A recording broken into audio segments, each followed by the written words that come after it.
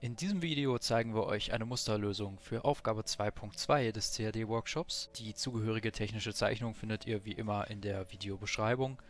Und wenn ihr diese Zeichnung jetzt schon mal aufhabt, wechselt am besten direkt auf die dritte Seite.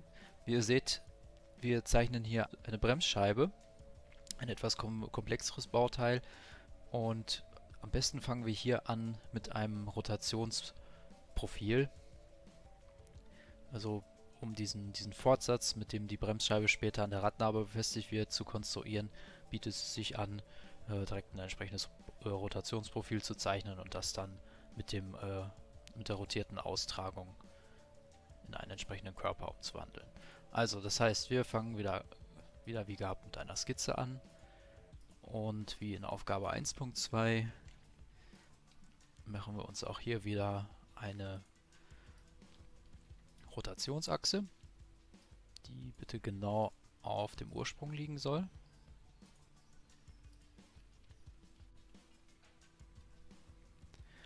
Und dann fangen wir an, das Profil zu zeichnen.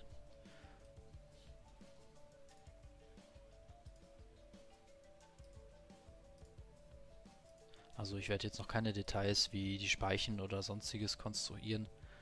Es geht erstmal nur um das Rotationsprofil mit diesem Fortsatz. Ich möchte gerne, dass der Mittelpunkt hier von dem Stück genau vertikal über dem Ursprung liegt. Jetzt können wir anfangen hier zu bemaßen. Das hier sind 145 mm im Durchmesser. Und so weiter noch alle anderen Maße.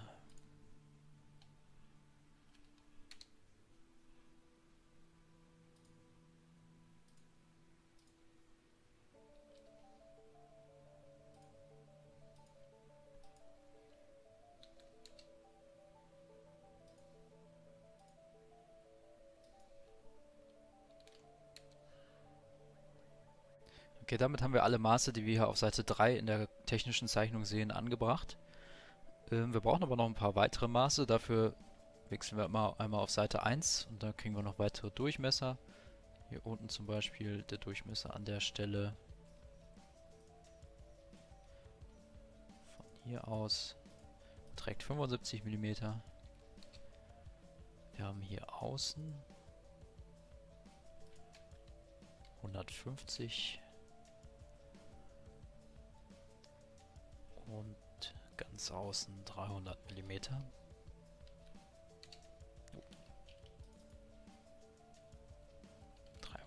So. Dann ist die Bremsscheibe hier oben insgesamt 35 mm breit. Und damit haben wir alle benötigten Maße. Also die gesamte Skizze ist voll definiert. Dann können wir schon das Ganze rotiert austragen. Ja, und wir wollen 360 Grad, genau um die Linie.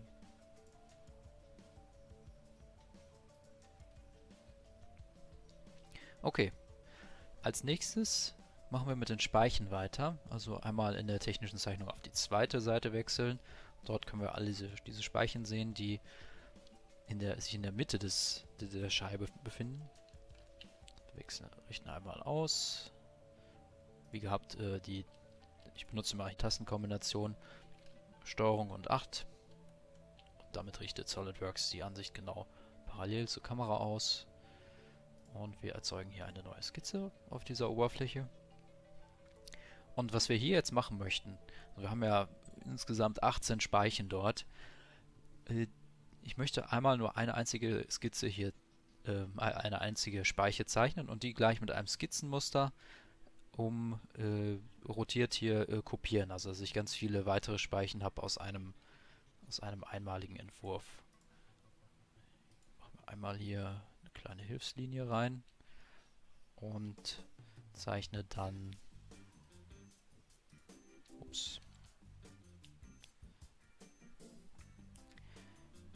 hier oben die alleroberste Speiche einmal ein. So, jetzt ist es richtig rum.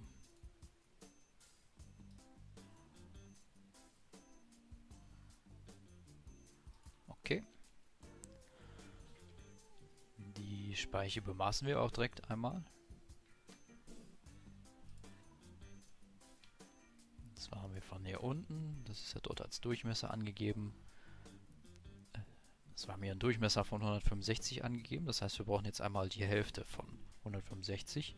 An der Stelle kurz zur Demonstration. Dieses Maßeingabefenster von SolidWorks ist im Grunde auch ein kleiner Taschenrechner. Ich kann hier 165 halbe eingeben, zum Beispiel so. Ich kann auch Plus, Minus, alles Mögliche da eingeben und das wird direkt automatisch ausgerechnet. Also wenn ich jetzt mal nicht hinbekommen sollte, 165 durch 2 zu rechnen, kann man das mal eben so schnell machen.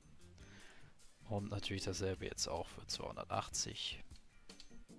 So, dann haben wir direkt den passenden Wert. Natürlich kann man es auch im Kopf machen, aber manchmal wird es schon hilfreich sein. Wir haben hier eine Breite von 8 und wir wollen unsere Speiche noch genau mittig an dieser Linie hier ausrichten. Also setze ich hier eine Deckungsgleichbeziehung zu dieser Hilfslinie von diesem Mittelpunkt hier. Und damit ist die Speiche genau voll definiert. So, und das hier soll jetzt unser Modell für ein Skizzenmuster werden. Wir hatten ja in der vorherigen Aufgabe, in der Aufgabe 2.1, schon Feature-Muster kennengelernt, lineare Feature-Muster. Und in diesem Fall hier jetzt möchte ich ein kreisförmig ausgetragenes Skizzenmuster, also ein Kreismuster hier, das nennt sich hier Kreismuster, benutzen. Und wenn ich darauf klicke, komme ich direkt in dieses Fenster rein. Jetzt gerade haben wir 4 Kopien. Das Ganze ist jetzt hier im Moment so eingestellt, dass alle Kopien denselben Abstand zueinander haben sollen. Deswegen hätten wir jetzt hier gerade jeweils einen Abstand von 90 Grad zueinander. Ich kann das Ganze auch anders einstellen, aber es macht ja durchaus Sinn, hier den gleichen Abstand beizubehalten und dann die Anzahl der Kopien zu erhöhen. Wir brauchen nämlich hier genau 18 Speichen. Und wenn wir das hoch auf 18 setzen, haben wir das hier passend. Das werden jetzt auch genau 20 Grad sein zwischen den beiden, weil wir ja überall denselben Abstand haben. Und ja, genau, wir haben ja 18 Speichen und 360 durch 18 sind 20. Okay. Eine Eigenheit bei diesem Skizzenmusterwerkzeug ist, dass die Kopien nicht immer voll definiert sind. Das ist jetzt an dieser Stelle hier aber nicht so schlimm. Solange wir jetzt hier nichts verschieben oder sonst irgendwie verändern, können wir das hier so benutzen. Jetzt haben wir hier noch eine Besonderheit. Und zwar möchten wir ja nicht die Speichen selbst hier herausschneiden, sondern wir möchten das Material um die Speichen herum ausschneiden. Die Speichen sind ja das, was am Ende stehen bleiben soll. Das heißt, wir müssen noch ein paar weitere Elemente uns dazu nehmen, wenn wir hier schneiden. Wir könnten jetzt im Grunde einfach freihand hier einmal innen oder einmal außenrum einen Kreis zeichnen.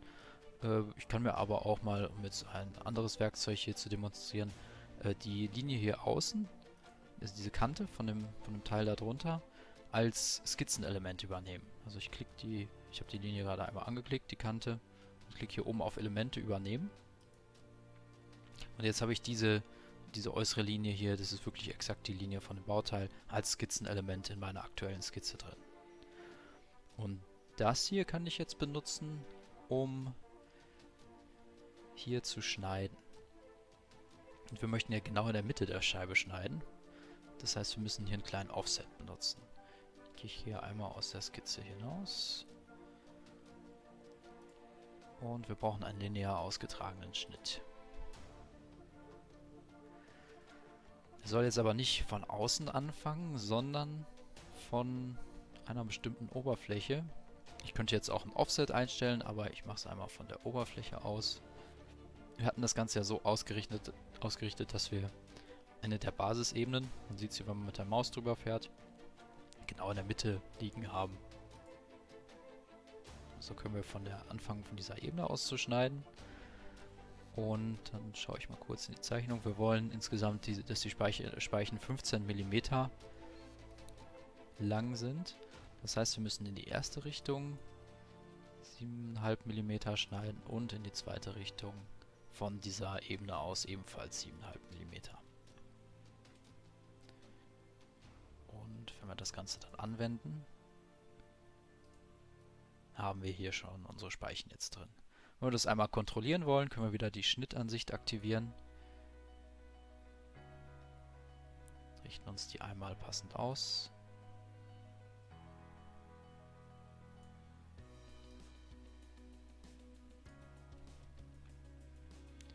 Und wenn ich das jetzt bestätige, haben wir hier jetzt gerade die Schnittansicht aktiviert. Also das kann ich jetzt einmal nutzen, um mir die Winkel auszumessen. Wir benutzen das Messwerkzeug und ich messe einmal den Winkel zwischen hier und dieser Fläche hier. Und wir haben einen Winkel von 160 Grad. Das ist natürlich, wir drehen es einmal jetzt mit dem Kopf auf die andere Seite rum, dann bleiben 20 Grad übrig. Also das passt schon soweit. Okay, das sind unsere Speichen. Wir deaktivieren die Schnittansicht wieder. Dann sind wir wieder ganz normal bei unserem Modell. Und als nächstes werde ich diese Riefen, diese Rillen aus der Außenseite hier hineinschneiden. Dafür wieder eine neue Skizze.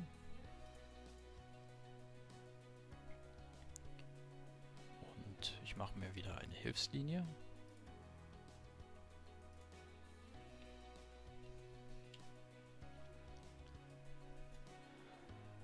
Und zeichne mal so eine Rille hier oben hinein.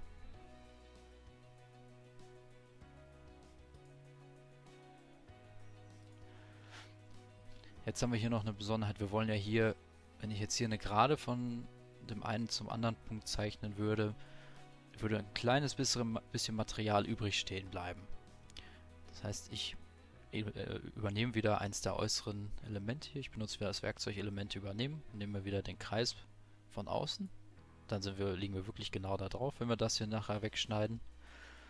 Und jetzt muss ich wieder etwas wegtrimmen, weil wir diesen ganzen Kreis hier nicht brauchen. Wir brauchen ja nur dieses Stück hier oben.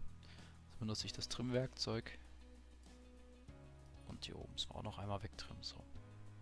Dann haben wir jetzt hier wirklich genau diesen Kreisbogen dran. Dann bemaßen wir. Und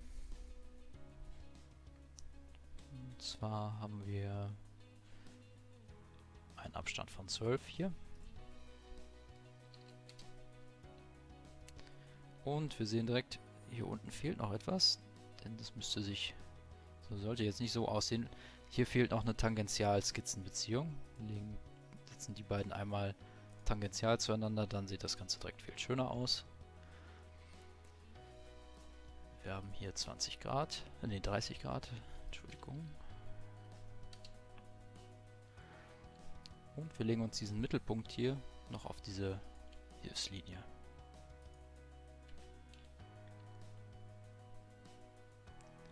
Und ein letztes Maß fehlt noch. Dieser Mittelpunkt hier hat hier einen Abstand von 85 zum Mittelpunkt der Bremsscheibe. Damit ist das Ganze voll definiert. Dann gehen wir aus der Skizze raus und benutzen das Ganze für einen linear ausgetragenen Schnitt.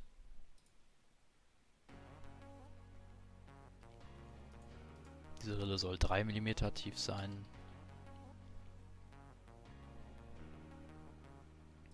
Genau.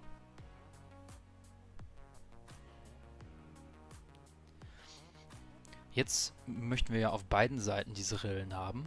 Und ich mache das Ganze jetzt einfach so, dass ich diese Skizze, die ich hier auf dieser Seite mir gerade eben angelegt habe, noch ein weiteres Mal benutze. Das geht nämlich auch. Ich habe die Skizze jetzt hier nochmal angeklickt. Wenn ich hier das Feature von eben ausklappe, sehe ich die ja hier. Und dann klicke ich nochmal auf linear ausgetragener Schnitt. Und dann kann ich praktisch diese Skizze ein weiteres Mal benutzen. Dieses Mal möchte ich aber von dieser Fläche hier ausschneiden. Und zwar in die andere Richtung. 3 mm, genauso. Und dann habe ich dort auch eine Rille. Und jetzt als nächstes möchte ich diese beiden Features, die ich hier mir erzeugt habe, mit einem Feature-Muster kreisförmig nochmal wiederholen. Denn wir brauchen ja mehr Rillen. Wir haben insgesamt 7, 8, 9, 10 Rillen.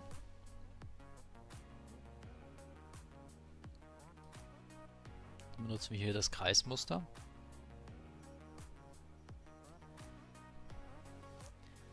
Als Richtung brauchen wir irgendeinen Kreis, in dem wir uns orientieren können. Ich nehme jetzt mal hier diese, vielleicht lieber nicht, vielleicht am besten diese Kante hier. Hier kommt ja nachher noch eine Phase drauf. Und wir möchten insgesamt 10 Kopien haben. Genauso. Und dann bestätigen wir einmal und haben jetzt auf beiden Seiten der Scheibe diese Rillen. Und dann fehlen nur noch ein paar Kleinigkeiten. Wir haben einmal diese Bohrungen, die hier auf diesen Aufsatz kommen.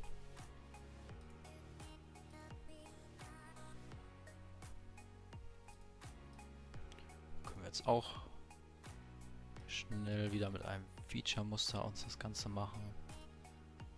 Indem ich kurz eine Bohrung hier reinzeichne.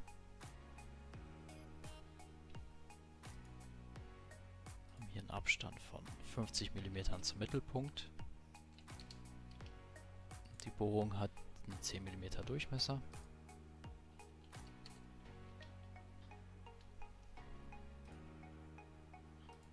Wir machen einmal einen Schnitt durch alles. Ja. Und machen uns nochmal ein Kreismuster.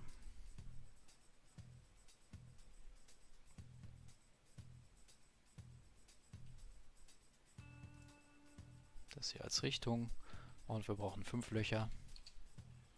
So.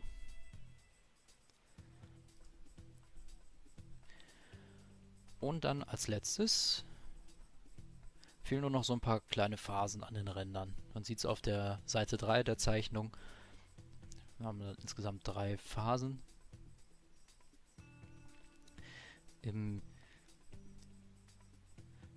Da haben wir jetzt hier eine kleine Besonderheit. Wenn wir jetzt hier eine Phase dran machen wollten, müssten wir ja ganz viele einzelne Phasen setzen, weil wir hier schon reingeschnitten haben.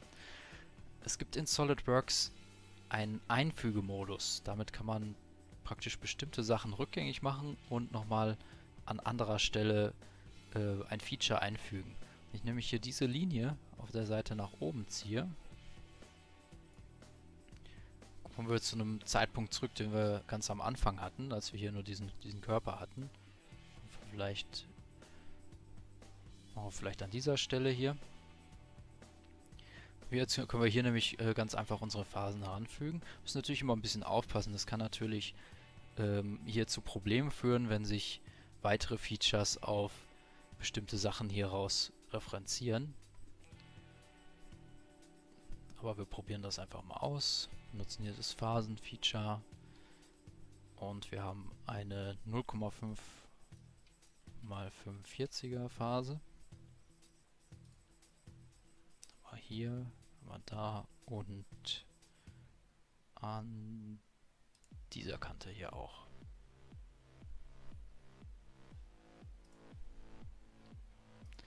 Da ist unsere Phase dran. Und jetzt gehe ich aus dem Einfügemodus wieder raus. Oh, es hat alles soweit funktioniert, hat zu keinem Problem geführt.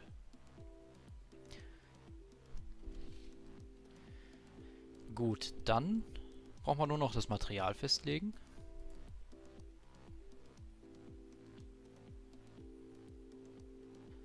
Wir haben hier graues Gusseisen. Und dann können wir wie gehabt das Material überprüfen.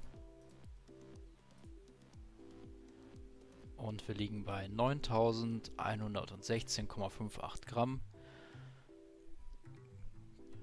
In der technischen Zeichnung sind es 9116,57 Gramm. Das sind wirklich Ungenauigkeiten, die hier zu vernachlässigen sind. Also die Hundertstelstelle von der Masse, das können wir akzeptieren. Da haben wir alles richtig gemacht bei der Konstruktion. Das sind nur Ungenauigkeiten bei der Massenberechnung. Okay, damit sind wir fertig mit dieser Aufgabe. Ich hoffe wie immer, das Video war hilfreich für euch und bis zum nächsten Mal.